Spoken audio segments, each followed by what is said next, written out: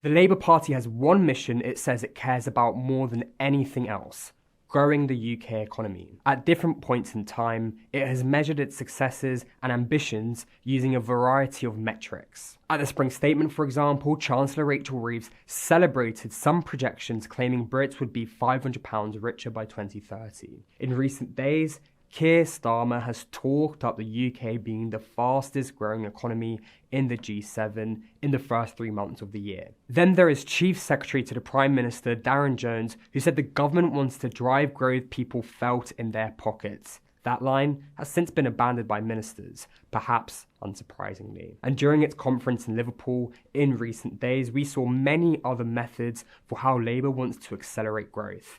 Build, baby, build was Housing Secretary Steve Reed's big growth message as he leads on a target to build 1.5 million homes within the next 5 years. City Minister Lucy Rigby has talked about her ambitions to improve the state of the UK's financial sector and boosting capital markets. And Business Secretary Peter Kyle pledged to reduce regulatory burdens on owners by 25% in the next few years. Over the 3-day conference, there was evidently some enthusiasm that Labour could oversee higher growth across the UK economy and unlock its potential. But there was one glaringly obvious subject that ministers did not want to talk about: tax.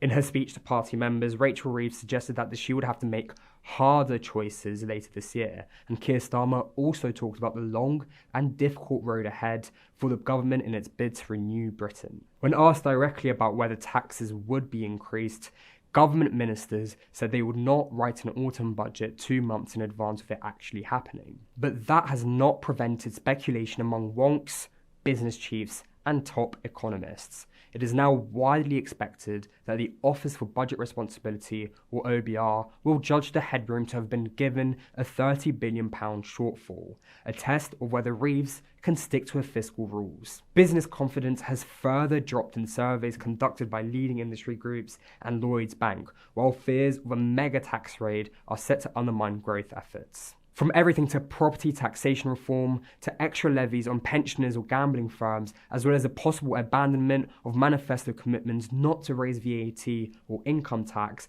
there is intense pressure on the government to come clean on its plans later this year. One other way Labour could plug the new fiscal hole could involve savings to the welfare budget, a difficult issue to broach with backbenchers in the party. So after Labour officials managed to hit back at opponents within and outside of the party and talk up its central missions in government in somewhat clearer words, the darker days lying ahead may come to haunt top ministers. For more news on Labour's growth plans, head over to citym.com.